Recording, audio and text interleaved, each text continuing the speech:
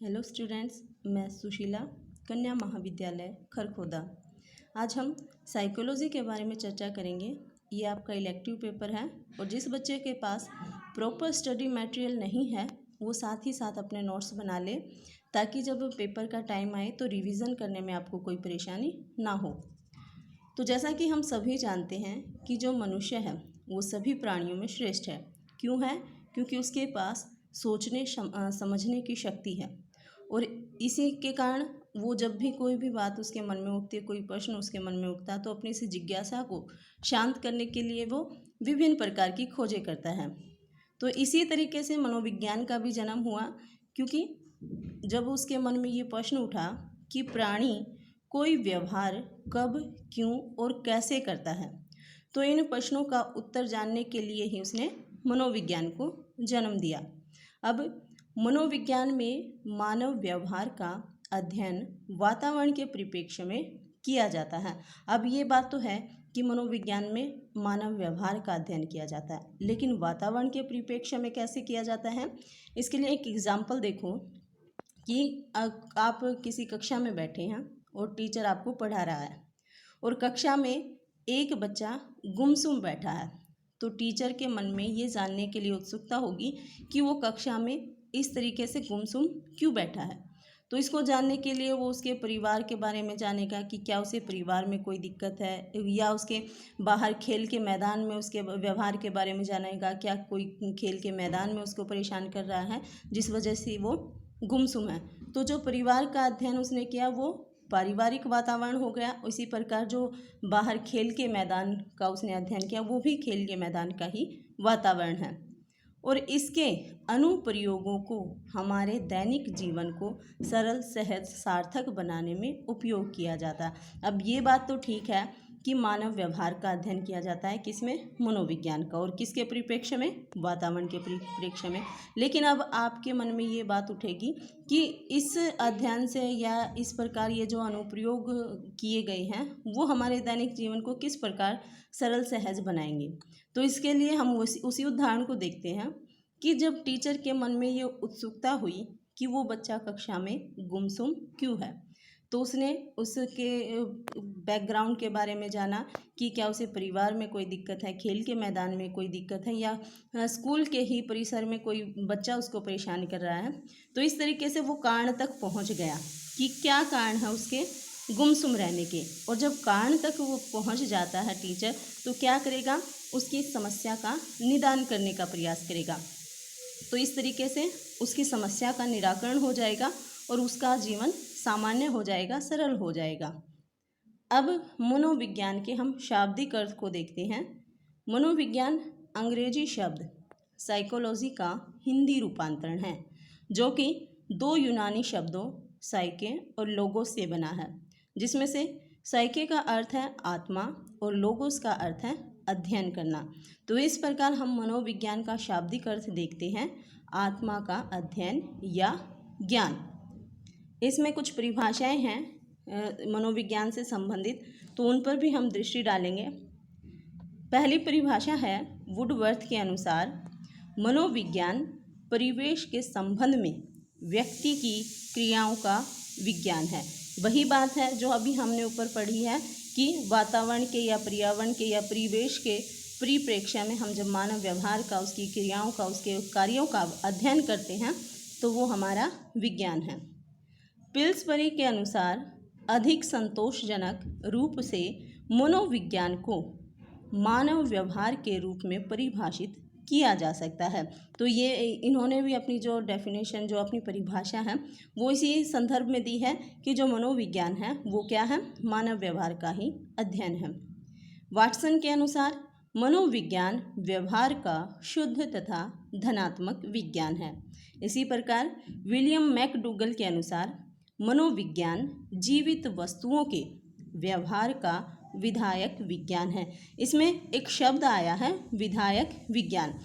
तो हम विधायक विज्ञान और एक होता है नियामक विज्ञान, तो इन दोनों में डिफरेंस समझेंगे तभी हमें ये परिभाषा समझ आएगी कि जो मैकडूगल ने कहा है कि मनोविज्ञान जीवित वस्तुओं के व्यवहार का विधायक विज्ञान है। तो विधायक विज्ञान और नियामक विज्ञान में क्या अंतर है? जो विधायक विज्ञान है इसमें तथ्यों का अध्ययन किया जाता है और निर्णय भी कैसे होते हैं, तथ्यात्मक ही होते हैं। जब अध्ययन तथ्यों के अनुसार होगा तो निर्णय भी कैसा होगा, तथ्यात्मक ही होगा। जबकि जो नियामक विज्ञान है उसमें मूल्यों का अध्ययन किया जाता है और निर्णय भी मूल्यात्मक होते हैं।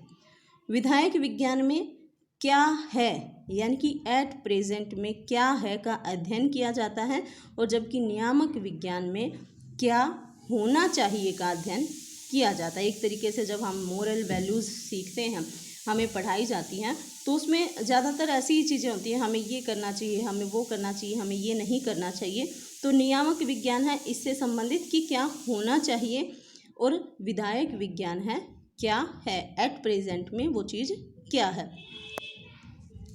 आगे अब हम मनोविज्ञान का विकास देखेंगे, इस पर नज़र डालेंगे। एक तरीके से आप इसको मनोविज्ञान का इतिहास भी कह सकते हैं कि किस तरीके से मनोविज्ञान का अर्थ निकला है। तो उससे पहले, इसके विकास क्रम पर जाने से पहले हम एक दो पॉइंट देखेंगे। 1590 में रुडोल्फ गोल्कोय ने साइकोलॉजिया पुस्तक में इस शब्द का प्रयोग किया। सबसे पहली बात, जो मनोविज्ञान शब्द है उसका प्रयोग किसने किया था? सबसे पहले रुडोल्फ गोल्कोय ने। कब? 1590 में। और किस में किया था? अपनी पुस्तक साइकोलॉजिया में। उसके पश्चात विलियम वुंट ने 1879 में जर्मनी के लिप्जिंग नामक स्थान पर मनोविज्ञान की प्रथम प्रयोगशाला की स्थापना की, जिसको आज हाल फिलहाल के समय में कार्ल मार्क्स विश्वविद्यालय के नाम से जाना जाता है। और चूँकि उन्होंने प्रयोगशाला की स्थापना की थी, तो प्रयोगशाला जैसा कि नाम से ही पता चलता है एक्सपेरिमेंट होंगे वहाँ, इसलिए विलियम वुंट को प्रायोगिक मनोविज्ञान का जनक कहा जाता है, या आप कह सकते हैं इसको एक्सपेरिमेंटल साइकोलॉजी का जनक किसको कहा जाता है? विलियम वुंट को। अगर भारत की बात करें तो भारत में प्रथम मनोविज्ञान प्रयोगशाला की स्थापना नरेंद्र नाथ सेन गुप्त द्वारा कलकत्ता विश्वविद्यालय में की गई थी।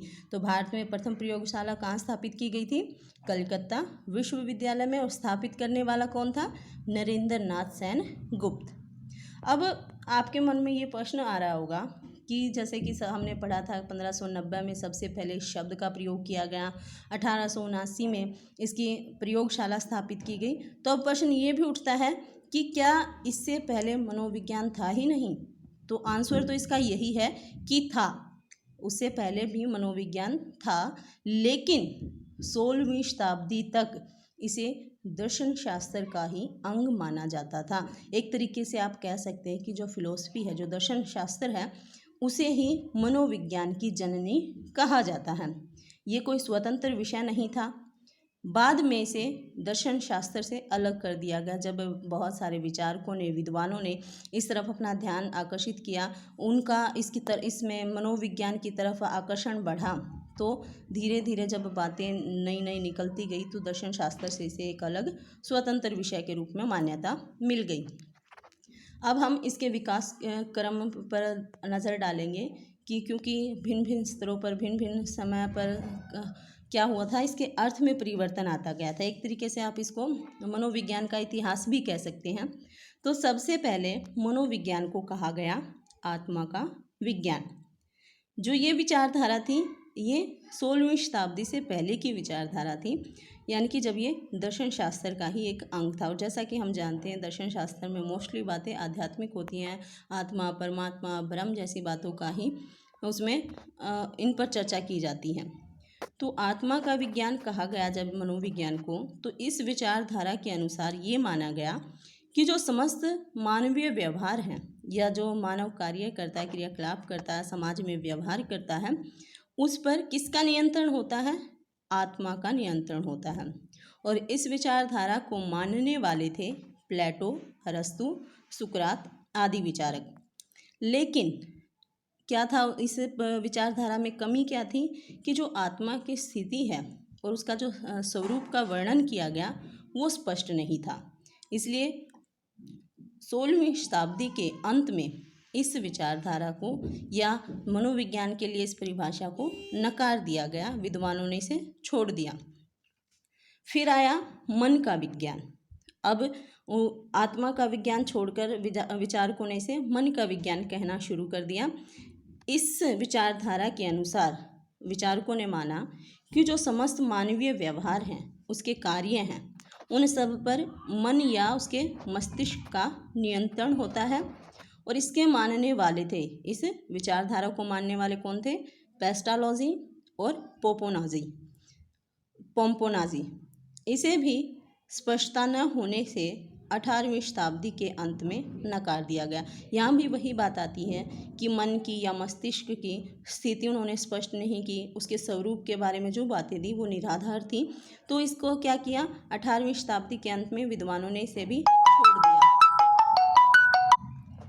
अब आया चेतना का विज्ञान। चेतना समस्त व्यवहार कार्यों पर नियंत्रण रखती है। ये उस विचारधारा को मानने वालों का कहना था कि जो हमारे अंदर जो हमारी चेतना है, मनुष्य की जो चेतना है, वो ही उसके सारे कार्य व्यवहारों पर नियंत्रण रखती थी। और इसको मानने वाले थे विलियम जेम्स, विलियम वुंट आदि। लेकिन बात यहाँ भी फिर वही उठी कि जो अर्ध चेतन है, अचेतन है, अवचेतन है, इससे भी व्यवहार स्पष्ट ना हुआ। चेतन होता है हमारी एट प्रेजेंट की जो हमारी स्मृति है, यानी कि जैसे कुछ घंटों पहले की कोई बात अगर हमसे पूछे, हम फटाफट जवाब दे सकते हैं। या एक दिन पहले की भी बात अगर कोई हमसे पूछे, घटना के बारे में कोई पूछे, तो हम उसका जवाब दे सकते हैं। तो ये हमारा चेतन मन है। लेकिन अर्धचेतन कुछ समय और पहले की बात, जिसको याद करने में हमें थोड़ा सा अपने दिमाग पर जोर डालना पड़ता है, तो वो हमारा अर्धचेतन है। लेकिन वे सूचनाएं हमारे दिमाग में जो हमारे बार बार प्रयास करने से भी हम याद नहीं कर पाते हैं, एक तरीके से हमारी दमित इच्छाएं बन जाती हैं, वो हमारा अचेतन मन होता है। तो इस तरीके की इन बातों में भी स्पष्टीकरण न होने के कारण इस जो चेतना का विज्ञान कहा गया था, मनोविज्ञान को, इसे भी 19वीं शताब्दी के अंत में नकार दिया गया, छोड़ दिया गया। अब आया अंत में व्यवहार का विज्ञान। इस क्षेत्र में सर्वाधिक कार्य वाटसन द्वारा किया गया, अतः उन्हें व्यवहार मनोविज्ञान का जनक माना गया। इसके अनुसार मनोविज्ञान समस्त व्यवहारों का अध्ययन करता है और इस पर नियंत्रण किसका होता है? वातावरण का होता है। ये हमने अभी ऊपर भी अपनी जब शुरुआत में मनोविज्ञान का ये चैप्टर शुरू किया था, तो वहाँ भी हमने ये चीज़ें देखी थी कि पहली बात तो ये जो मनोविज्ञान है, ये मानवीय व्यवहारों का या प्राणी के व्यवहार का ही अध्ययन है। और इस पर नियंत्रण किसका होता है? वातावरण का। या इसको आप यूँ भी कह सकते हैं कि वातावरण के परिप्रेक्ष्य में व्यवहार का अध्ययन क्या होता है? मनोविज्ञान। इस पूरे जो विकास क्रम को वुडवर्थ ने एक परिभाषा में ही संजो दिया है, तो हम इस परिभाषा को भी देख लेते हैं। मनोविज्ञान ने सर्वप्रथम आत्मा का त्याग किया, फिर मन का व मस्तिष्क को छोड़ा, फिर अपनी चेतना को, और अंत में वह व्यवहार को अपनाए हुए है। तो ये था मनोविज्ञान के बारे में थोड़ा सा ओवरव्यू, उसके विकास के बारे में, उसके शाब्दिक अर्थ के बारे में, उसका थोड़ा सा इतिहास क्या था।